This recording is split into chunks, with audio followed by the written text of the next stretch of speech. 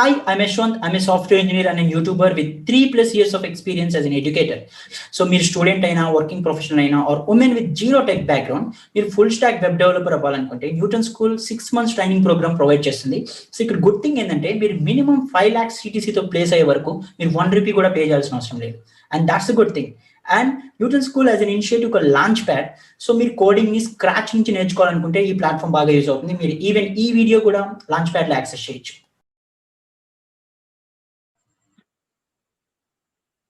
So అసలు open source softwares అంటే ఏంటి? సో మనం ఈ వీడియోలో అసలు ఓపెన్ సోర్స్ సాఫ్ట్వేర్స్ అంటే ఏంటి, సో ఓపెన్ సోర్స్ సాఫ్ట్వేర్స్ అసలు ఎందుకు మనకు అంత నీడ్ ఏముంది, సో క్లోజ్డ్ సోర్స్ సాఫ్ట్వేర్స్ అంటే ఏంటి, సో ఈ విషయాలని మనం తెలుసుకోబోతున్నాం.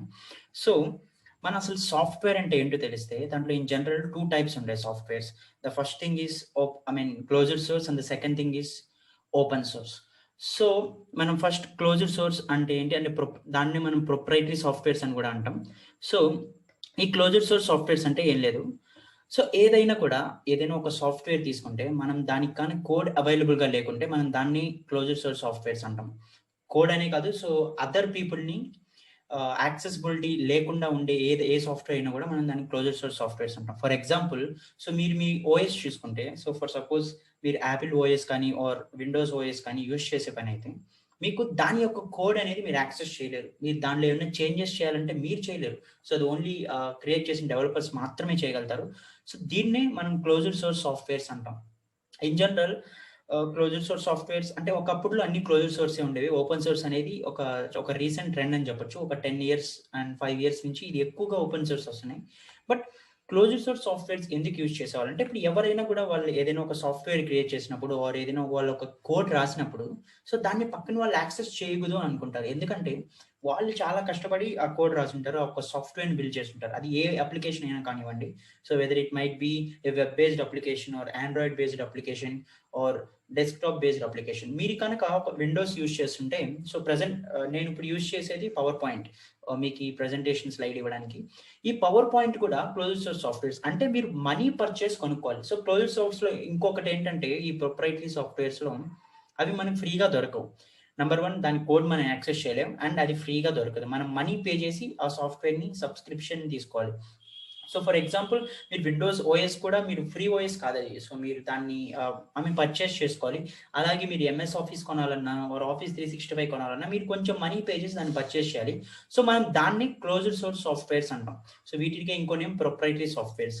ద ఫస్ట్ థింగ్, అది ఫ్రీ కాదు, సో మనం మనీ పే చేసుకోవాలి. And the second thing, so దాని కోడ్ మనం యాక్సెస్ చేయలేం, దానికి మనం కంట్రిబ్యూట్ కూడా చేయలేం. సో ఈ టూ క్వాలిటీస్ పొసెస్ చేసి ఏ సాఫ్ట్వేర్ అయినా కూడా మనం దాన్ని క్లోజ్డ్ సోర్స్ సాఫ్ట్వేర్ అంటాం. సో ఇప్పుడు అసలు దీంతో ప్రాబ్లమ్స్ ఏమున్నాయి? So closed source softwares problem ఉంది. సో ఎవరి సాఫ్ట్వేర్ వాళ్ళు రాసుకుంటారు, సో వాళ్ళ కోడ్ మనకి ఎందుకు ప్రొవైడ్ చేస్తారు? సో అసలు ఈ ప్రాబ్లమ్స్ ఏమున్నాయి? సో ఇక్కడే అసలు ప్రాబ్లం వచ్చింది. సో ఇలా క్రియేట్ చేస్తుంటే ఏమవుతుందంటే, సో వాళ్ళకి డెవలప్మెంట్ కాస్ట్ అనేది చాలా పెరుగుతుంది. So each and every bug new future add చేయాలంటే సో వాళ్ళే థింక్ చేయాలి, ఎలా ఉంది ప్రాబ్లం చేయాలి, యూజర్స్ దగ్గర సర్వేస్ తీసుకోవాలి, యూజర్స్ ఎలా ఫీల్ అవుతున్నారని కనుక్కోవాలి. సో ఇవన్నీ తెలిసి ఇవన్నీ చేశాక ఆ ప్రాబ్లమ్స్ ఐడెంటిఫై చేసి దాంట్లో ఒక్కో ఫీచర్ డెవలప్ చేస్తుండాలి. అంటే ఒక స్లో డెవలప్మెంట్ ప్రాసెస్. అదే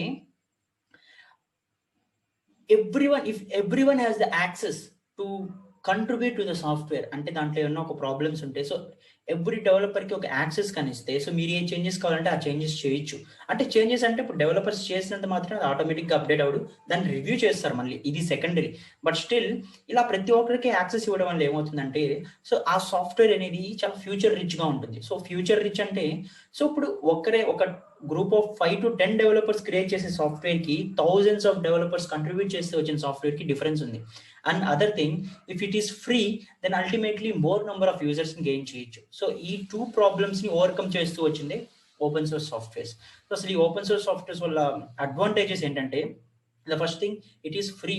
సో మీరు కనుక ఇప్పుడు కొన్ని యాప్స్ తీసుకుంటే లైక్ ఏదైనా ఒక ఐడి మీరు ప్రోగ్రామింగ్ ఎడిట్ చేయడానికి యూజ్ చేసి ఏదైనా ఒక ఐడి తీసుకోండి, విజువల్ స్టూడియో కోడ్ కానివ్వండి, సబ్లైమ్ టెక్స్ట్ కానివ్వండి. సో ఇవన్నీ ఓపెన్ సోర్స్. అంటే మీరు డైరెక్ట్గా ఇంటర్నెట్లోకి వెళ్ళి డౌన్లోడ్ చేసుకోవచ్చు. మీరు డైరెక్ట్గా ఇంటర్నెట్కి వెళ్ళి డౌన్లోడ్ చేసే ఏ సాఫ్ట్వేర్ అయినా కూడా, అంటే మీరు 1 rupee పే చేయకుండా మీరు ఏ సాఫ్ట్వేర్ డౌన్లోడ్ చేసినా కూడా దాన్ని మనం ఓపెన్ సోర్స్ సాఫ్ట్వేర్నే అంటాం.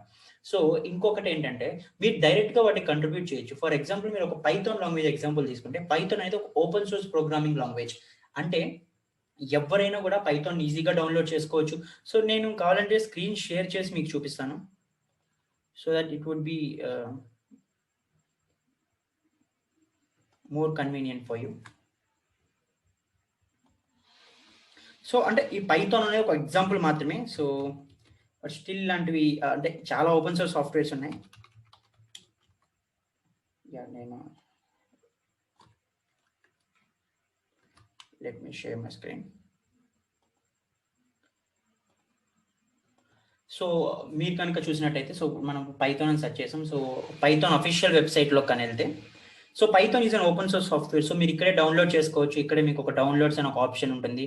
సో మీరు డైరెక్ట్గా మీ అంటే ఓఎస్ ఏదైతే దానికి తగ్గట్టుగా మీరు డౌన్లోడ్ చేసుకోవచ్చు. సో ఇలాగ డిఫరెంట్ వర్షన్స్ మీకు ఇక్కడ చూస్తే చాలా వర్షన్స్ ఉంటాయి open source softwares. When compare to closed source softwares, open source సాఫ్ట్వేర్లో చాలా వర్షన్స్ ఉంటాయి. ఎందుకంటే ఫ్రీక్వెంట్గా చేంజెస్ చేస్తారు. సో ఇప్పుడు ఎవరైనా కూడా కంట్రిబ్యూట్ చేస్తున్నారు. సో అంటే డిఫరెంట్ ప్యాకేజెస్ కావచ్చు, డిఫరెంట్ చేంజెస్ కావచ్చు, డిఫరెంట్ ఫ్యూచర్స్ కావచ్చు. సో కంట్రిబ్యూట్ చేస్తున్నప్పుడు ఆ కంట్రిబ్యూట్ చేసేవన్నీ కన్సిడర్ చేసి అంటే ఎప్పుడు పడితే అప్పుడు అలా రిలీజ్ చేయలేరు వర్షన్స్ని. ఎందుకంటే కొన్ని రిస్ట్రిక్షన్స్ ఉంటాయి. ఇప్పుడు సడన్ గా ఒక వర్షన్ స్టాప్ చేసి ఇంకోటి వెంటనే రిలీజ్ చేశారనుకో, only based on one feature, it affects the user performance.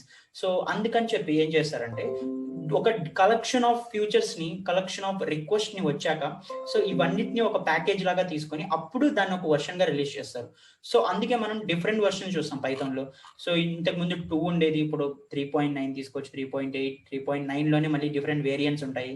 అలాగే 3.6, 3.7 ఇలా డిఫరెంట్ వర్షన్స్ ఉంటాయి. అంటే ఫ్రీక్వెంట్ గా సో ఇంకా చెప్పాలంటే మంత్లీ ఒక వర్షన్ లో చేంజెస్ అనేవి చేస్తూ ఉంటారు. సో ఇది ఇలా ఓపెన్ సోర్స్ అంటే ఇదండి సింపుల్ గా. సో మీరు కూడా కంట్రిబ్యూట్ చేయొచ్చు. మీకు ఒక ఎగ్జాంపుల్ చూపిస్తాను నేను. సో హౌ ఇట్ హ్యాపెన్స్ అని. So in general there is a website called pypy.org. So పైథాన్లో ఎవరైనా ఏదైనా కంట్రిబ్యూట్ చేయాలనుకుంటే సో pypy.org అనే ఒక వెబ్సైట్కి వెళ్ళి కంట్రిబ్యూట్ చేయొచ్చు. సో దీంట్లో అన్ని ప్యాకేజెస్ ఉంటాయి. సో ఇఫ్ సపోజ్ నేను ఒక్కటి చూపిస్తాను మీకు.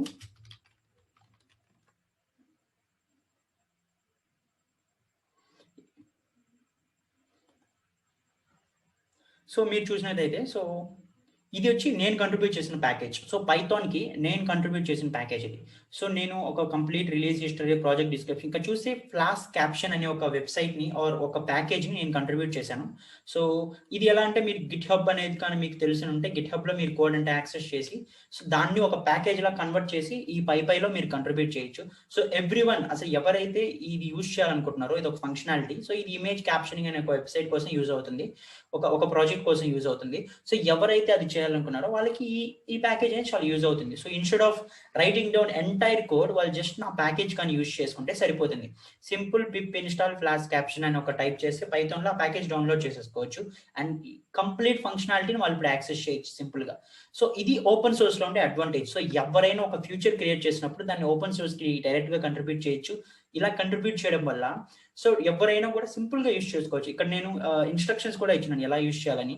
So from dot flash caption, import flash caption and ఒకవేళ ఎగ్జిక్యూట్ చేయాలంటే ఏం చేయాలి. సో అంటే ఇవి కూడా నేను క్లియర్ గా ఇచ్చేస్తున్నాను.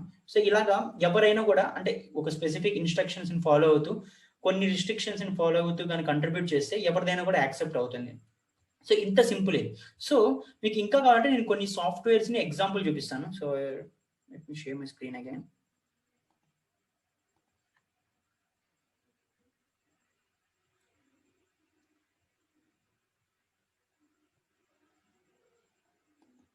సో ఇది గిట్ హబ్. సో మీకు గిట్ హబ్ అనే నేమ్ కానీ మీరు ఆల్రెడీ వినుంటే ఎప్పుడైనా.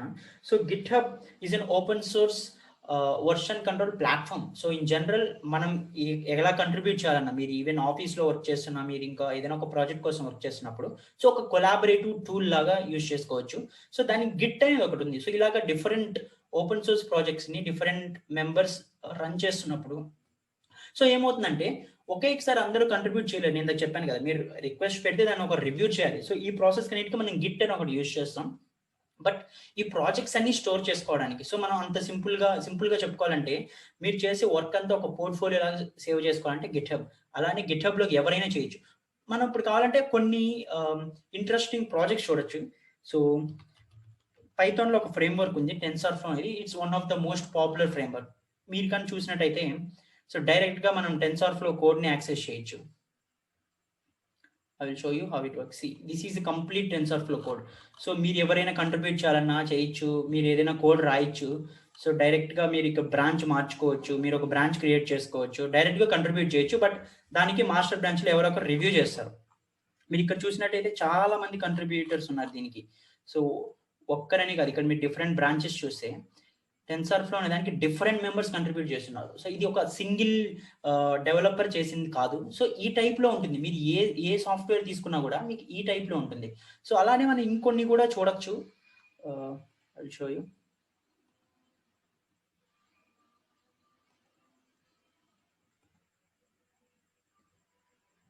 సో